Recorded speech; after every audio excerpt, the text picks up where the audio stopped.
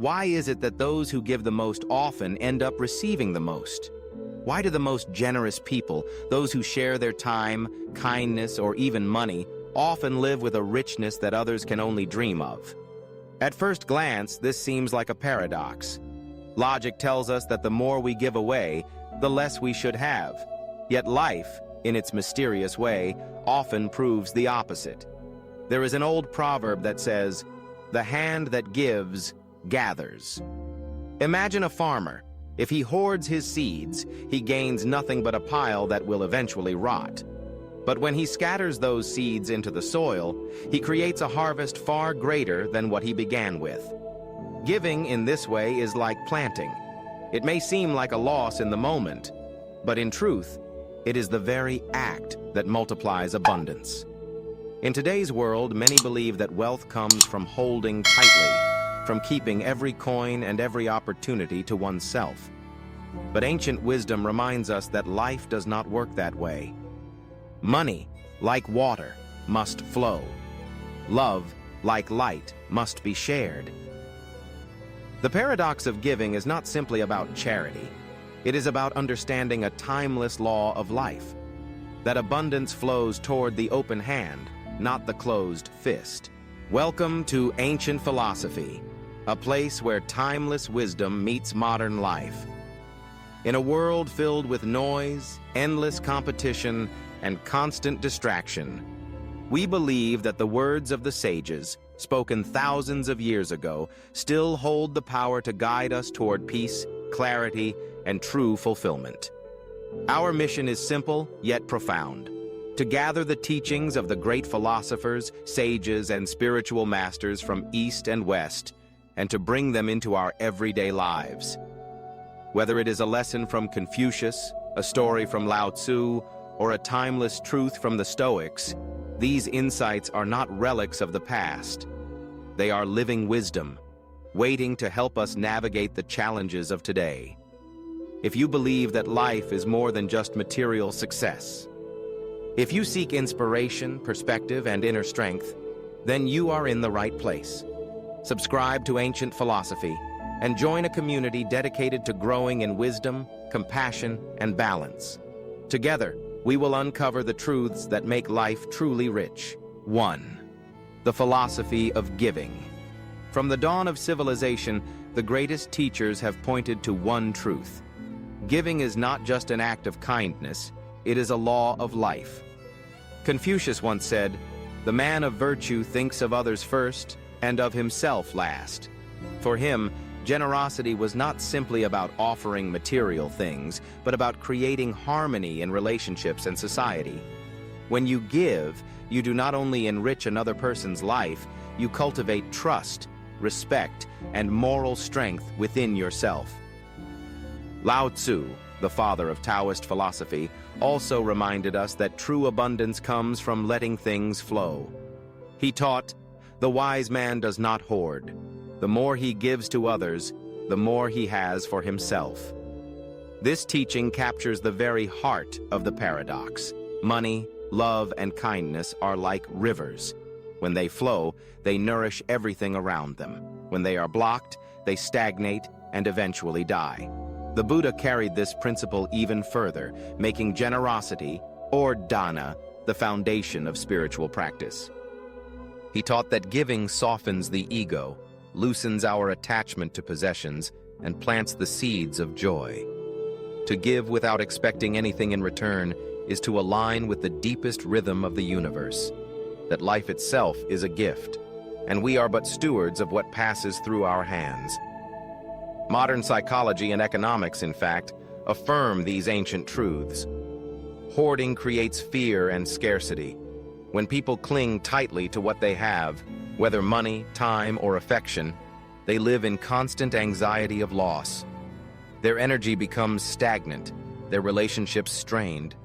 But those who give generously generate a sense of expansion. They create goodwill, build networks of trust, and often find unexpected opportunities opening before them. Think of generosity as the law of circulation. Just as blood must circulate in the body for health, and just as water must flow to remain pure, so too must wealth and kindness circulate for a life to remain abundant. When you give a smile, it travels from heart to heart, often returning to you multiplied. When you invest in others, that investment has a way of returning, sometimes directly, sometimes in ways you could never have predicted. This does not mean reckless giving, nor does it mean we must strip ourselves of everything. Rather, it is about embracing the principle that what we give, we never truly lose. In the grand rhythm of life, every act of generosity sets a ripple in motion, and those ripples eventually come back to us, forming waves of abundance. Thus, the sages were right. To hoard is to shrink, but to give is to grow. To close your hand is to live in fear of losing, but to open your hand is to live in faith of receiving. The paradox of giving is not a mystery once we understand this law, that abundance does not belong to those who grasp tightly, but to those who allow life to flow through them. 2. Psychological and emotional aspect. At its core, generosity is not only a social virtue, but also a deeply psychological and emotional force that shapes who we are. When we give, whether it is money, time, or a simple act of kindness, we reinforce our own sense of worth. To give is to declare, I have enough. I am not lacking. I can share. This act of affirming abundance strengthens confidence. Instead of clinging to what we have out of fear, we act from a position of strength. And every time we do so, we rewire our minds to see ourselves not as needy, but as capable and resourceful. Generosity also changes how others see us. People naturally trust those who give because giving demonstrates sincerity and reliability. Think of the people you admire most in your life. Are they not the ones who offered you guidance, help, or encouragement without expecting something in return? A generous spirit attracts relationships, creates bonds of loyalty, and opens doors to opportunities that money alone could never buy. Employers trust generous leaders, friends stay close to generous companions, and communities thrive when generosity becomes the norm. On the emotional level, giving brings joy because it shifts focus away from the self. When we are consumed by our own worries, our world becomes small and heavy. But when we extend a hand to someone else, our vision widens and our burdens lighten. Psychologists call this the helper's high, a burst of happiness that comes when we know we've made a difference in another's life. This emotional reward is not imaginary. It is a real psychological boost that strengthens resilience, reduces stress, and even improves health. The paradox deepens when we realize that giving not only reflects abundance, but also creates it. This is the inner-outer connection. What we carry inside becomes visible outside. A person with a mindset of scarcity may have wealth yet feel poor, constantly fearing loss. Meanwhile, a person with an abundant mindset feels rich even with little, and because they act from that place of richness, life often brings them more. It is not magic, but psychology. Generosity builds networks, attracts goodwill, and positions us in the flow of opportunity. Consider this. When you are generous, you radiate a kind of invisible confidence. People want to work with you, invest in you, support you. Opportunities seem to coincidentally arise because generosity signals that you are trustworthy and forward-looking. This is why abundance begins inside the mind. When we live as if we already have enough, we naturally act in ways that create more. But when we live in fear, clutching tightly, we send the opposite message to ourselves and to the world that we are lacking, that we cannot afford to give. And so, ironically, we invite more lack. Generosity, then, is a self-fulfilling prophecy of abundance. It strengthens our self-worth, attracts trust and opportunities, and transforms the way we experience life. The more we give, the more we believe in our own capacity, and the more life reflects that belief back to us in tangible, often surprising ways. 3. Real-life illustrations. Philosophy often becomes most powerful when it meets real life. The paradox of giving is not just an abstract principle. It has been proven again and again through the lives of individuals, both great and ordinary. Take Andrew Carnegie, for example. Born into poverty in Scotland, he immigrated to America with almost nothing. Yet through hard work, vision, and determination, he became one of the richest men of his time. What is most remarkable, however, is not the fortune he amassed, but the fortune he gave away. Carnegie donated more than 90% of his wealth to build libraries, schools, and foundations. He believed that a man who dies rich dies disgraced. His legacy is not his steel empire, but the countless lives lifted by his generosity. John D. Rockefeller, another titan of industry, followed a similar path. Though often criticized for his ruthless business practices, in his later years, he dedicated himself to giving. He funded medical research, education, and public health projects that continue to benefit millions today. His philanthropy was so extensive that it reshaped how modern foundations operate. These stories illustrate a truth. The wealth they gave away became a greater treasure than the wealth they kept. But the paradox of giving is not reserved for billionaires. Ordinary people, too, experience its power. Consider the story of a woman who, despite struggling with her own bills, regularly baked bread for her neighbors. Over time, those neighbors became her strongest support network, offering her help, job leads, and friendship when she needed it most. Her small acts of generosity created a circle of abundance that money alone could not buy. Or think of the man who volunteered to mentor local teenagers. He spent hours listening, guiding, and encouraging them without expecting anything in return.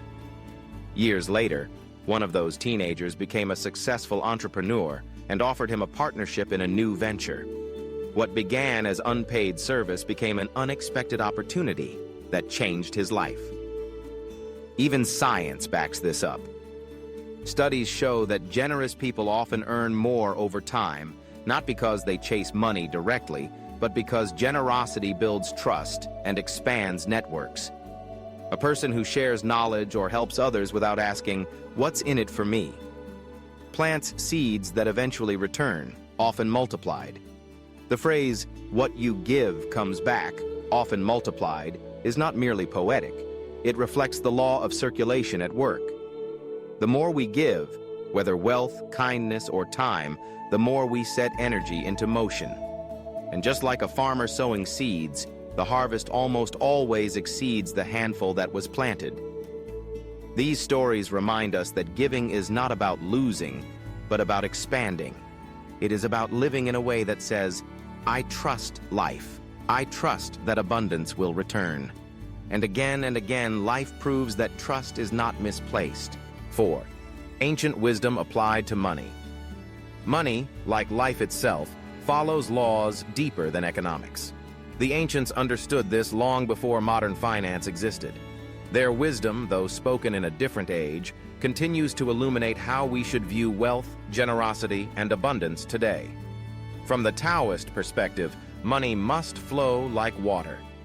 Lao Tzu often compared life's power to the nature of water, soft, yielding, yet unstoppable because it never resists its path.